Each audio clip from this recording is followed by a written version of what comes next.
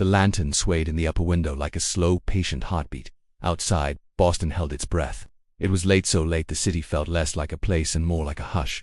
Cobblestones glimmered faintly where moonlight found them, and every shuttered house looked asleep, though sleep tonight was thin and uneasy. The air carried salt from the harbor and the faint, lingering scent of smoke from hearths that had burned down to coals. In a narrow room above the street, a man stood still and listened. Paul Revere had learned the language of quiet. The city taught it to you if you stayed long enough. Quiet had many faces. The polite silence of neighbors who disagreed, the heavy silence of soldiers passing by, the sharp silence that followed a knock at the door after dark. Tonight, quiet sounded like the creak of wood settling, like distant water-lapping pilings, like a single dog barking once and then deciding not to bark again. Paul's eyes rested on the lantern, and then on the darkness beyond it. The glass caught a thread of blue moonlight and turned it into something pale and trembling. It looked harmless. It never was. He had asked for a signal, simple, bright, unmistakable. One lantern if the regulars marched by land, two if they moved by water. A small thing, a child's code, and yet the whole countryside depended on it. Men would rise from beds. Horses would be saddled with shaking hands. Doors would open on the cold night. Words would travel faster than fear, if the timing held. Paul exhaled slowly, as though he could keep his breath from disturbing the moment. He had thought about this ride, not as a story, not as a legend, but as a thread of minutes. A thread could snap. It could tangle. It could slip away when your fingers were numb. He pictured roads he knew well enough to travel blind, narrow lanes framed by stone walls, stretches where pine trees crowded close, open fields where moonlight made frost look like spilled flour. He pictured the places where men would be waiting, or where they might not be waiting, or where they might be caught unready. In the room below, someone moved, quiet footsteps, careful as prayer. The house itself seemed to listen with him. Paul checked what he could: a small bundle, a note folded tight, the weight of a pistol, the comforting shape of a stout riding whip. Nothing about these objects was heroic. They were simply things you needed to keep from losing your life. He pressed his palm against the cool wood of the window frame and looked toward the harbor. The moon sat low, a blue coin pushed into the sky's dark pocket. Its light softened the edges of everything, turning sharp angles into gentle shadows. Even danger could look calm under this kind of moon. Then he saw it. First, one lantern appeared in the distant window across the water, a pale flame becoming visible as if it had risen out of the dark itself. His heart tightened. One lantern land. A second later, another light joined it. Now there were two, steady and clear, two by sea. Paul didn't allow himself the luxury of surprise. He simply nodded once, like a man accepting an order. His thoughts snapped into motion. If they were crossing the water, it would be faster. They meant to move like a blade sliding between ribs, quiet, sudden, hard to stop. There was no time to lose. He turned from the window, and the small room seemed to turn with him. The air felt colder now. He moved through the house with practiced care, no stumbling, no rushing, no unnecessary noise. The night would punish clumsiness. He slipped downstairs and out a door that opened to the back, where the shadows were thicker.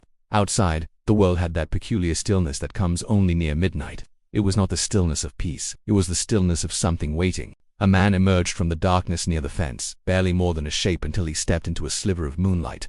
A quick whisper exchanged, a glance toward the harbor, and the shape nodded. No speeches, no grand oaths. The work was already decided. Near the shore, a small boat waited, and the water beside it made soft sounds against wood. Paul stepped in carefully. The boat rocked once, then settled. The rower's arms moved with quiet strength. Each oar stroke was a whisper, each drip from the blade a tiny ticking sound, like time counting itself down. Boston receded behind them, becoming a darker patch in the dark. The harbor opened and widened. The air smelled stronger of salt. The boat cut through moonlit reflections that trembled and broke apart and joined again. Paul kept his gaze outward. He watched for silhouettes, for the glint of metal, for anything that didn't belong. Somewhere, not far, the British ships sat like sleeping beasts. A ship could be silent too, when it wanted. The danger was not always loud. The rower did not speak. Paul did not ask him to. Words felt heavy on the tongue tonight, like they would sink straight to the bottom of the harbor. When the boat reached the far side, Paul stepped out onto damp ground that sucked at his boots. The shore here was quieter than Boston's edges. Fewer houses, fewer eyes. He moved quickly but lightly, following paths he had traced in his mind. His horse waited where it had been arranged, held by another man whose face was mostly shadow. The animal's breath came in slow clouds. Its ears flicked at the smallest sound, alert but not wild. Paul placed a hand on the horse's neck, feeling warmth beneath the coat, feeling life and strength ready to be borrowed. He swung into the saddle. Leather creaked softly. The horse shifted its weight, then stood steady, as if understanding without being told. Paul leaned forward and murmured, barely sound at all. The horse started at a trot, hooves pressing into the dirt with a rhythm that felt like a pulse. The road ahead was a narrow ribbon, and on either side the countryside lay folded into shadow. Trees stood like watchmen. Stone walls ran along the fields, faint lines of gray in the moonlight. The hooves made a gentle repeating thud, soft dirt absorbing the impact, turning it into something muffled and steady. The sound was comforting in its predictability. It made Paul feel like he could measure time by it. Thud, thud, thud, the night moving forward one beat at a time. He rode with the kind of focus that narrows the world. He listened for anything behind him. He watched the road for ruts, for branches, for anything that could trip the horse at speed. He smelled damp earth, pine, and something faintly sweet, perhaps early blossoms, perhaps the memory of spring still caught in the hedges. The moonlight painted everything in cool tones. It turned puddles into dark mirrors. It turned the horse's mane into a rippling strip of shadow. It turned Paul's own hands, gloved, gripping the reins, into pale shapes that looked almost not his. As he approached the first houses, he slowed. Sleeping village was a delicate thing. Wake it too hard and you might wake the wrong people. Wake it too softly and no one would rise. The balance mattered. He turned toward a familiar home. A dog inside gave a low rumble. Paul eased the horse closer, then called softly, just loud enough to reach a window. A shutter shifted. A face appeared, half hidden, eyes blinking in confusion, that sharpened into recognition. "The regulars are out," Paul whispered. "They're moving." The face tightened. A nod. The shutter closed again, but now the house was awake. Somewhere inside, feet would hit the floor. A candle would spark to life. A coat would be pulled on. Words would move from mouth to mouth. Paul urged the horse forward again. The hooves resumed their steady rhythm. The road stretched on. Each time he stopped, it was the same quiet pattern approach. Whisper, warning, nod. Not a performance, not a proclamation, but a series of small awakenings.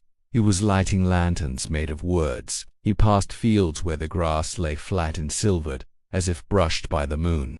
He passed stands of trees where the shadows were deep enough to hide anything. In some places, the road narrowed and the stone walls came close, making a corridor where sound carried. Paul's ears strained for the wrong kind of hoofbeats, the wrong kind of voices. Once, far behind, he thought he heard something, an echo, perhaps, or a distant movement. He did not turn his head quickly. Sudden movement could betray you. Instead, he listened harder, counting his own horse's rhythm, separating it from other sounds. The night answered with silence. He rode on, shoulders loose but ready, every muscle aware. In the distance, a church steeple rose like a pale finger pointing into the sky. It felt strange to see it like this, so calm, so still, when the world beneath it was about to crack open. Paul had attended gatherings beneath those steeples, had heard sermons about peace and patience. Tonight demanded neither. As he moved toward Lexington, the air seemed to change. It felt colder, sharper. Perhaps it was only the hour deepening. Perhaps it was his mind recognizing that the center of the storm was near. The horse's breath grew louder, steady but stronger now. Paul's own breath matched it sometimes, as if man and animal were sharing a single body of air. He reached a house where he knew men would understand the urgency without explanation. He dismounted quickly, the motion smooth, and stepped toward the door. He did not pound, he rapped firmly, then waited.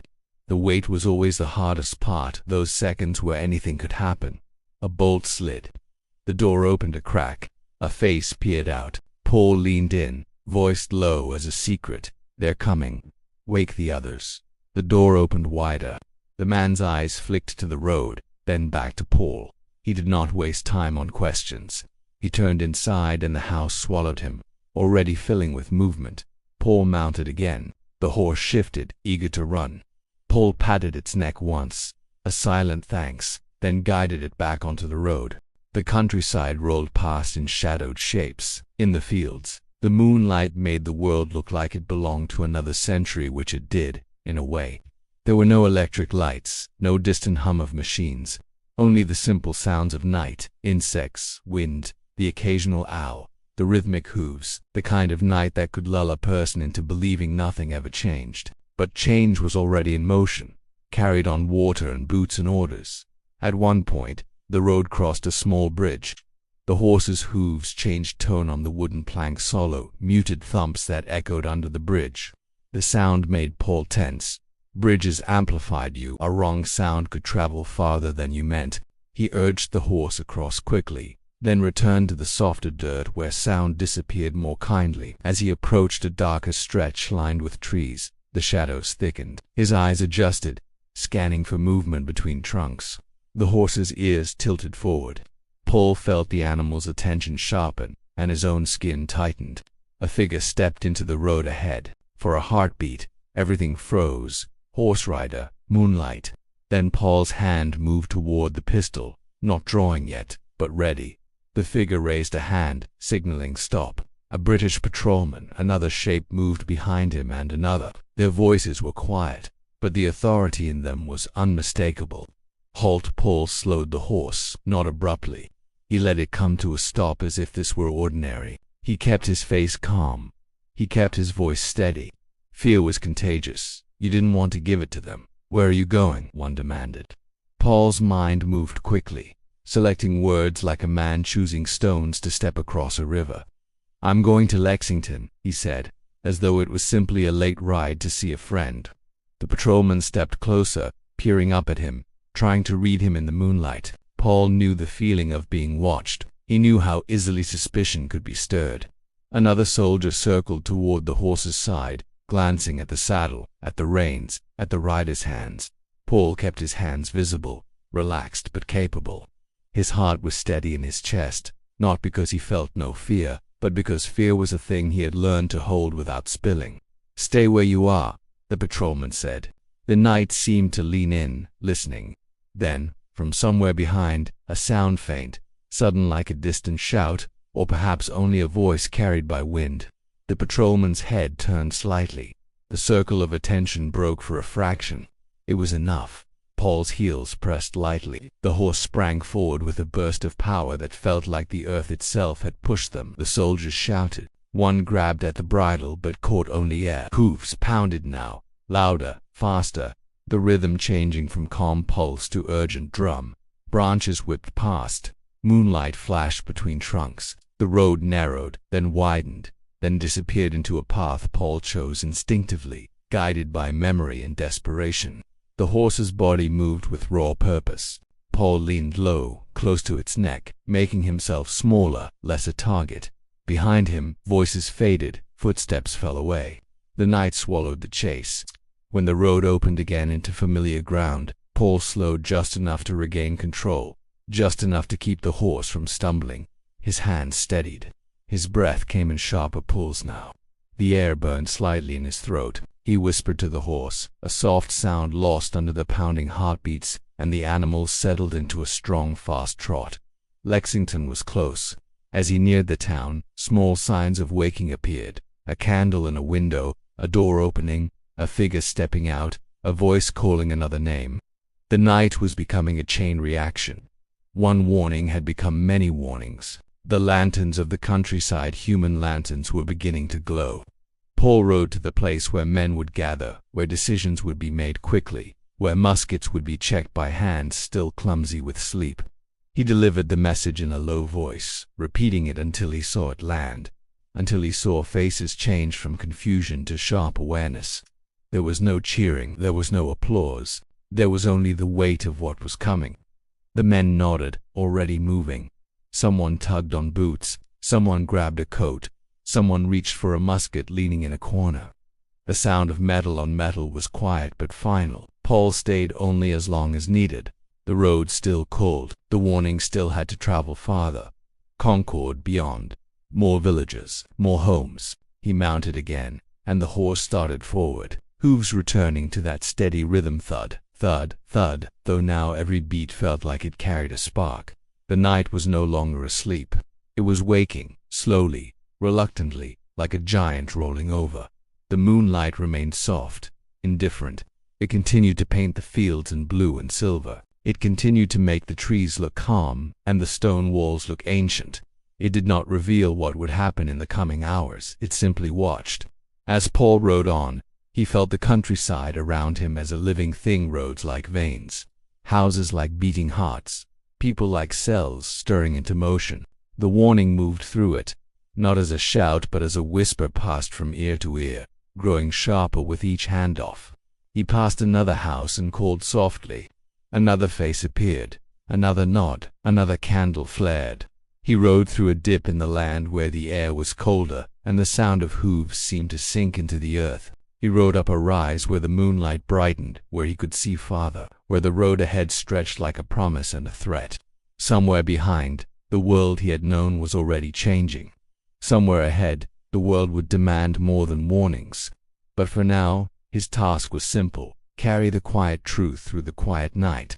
The horses' hooves kept their rhythm on the soft dirt. Their lantern in Boston had already done its work, swaying in the dark like a small flame refusing to go out. And under the blue moonlight over Massachusetts, a rider moved through shadow and field and stone wall stitching.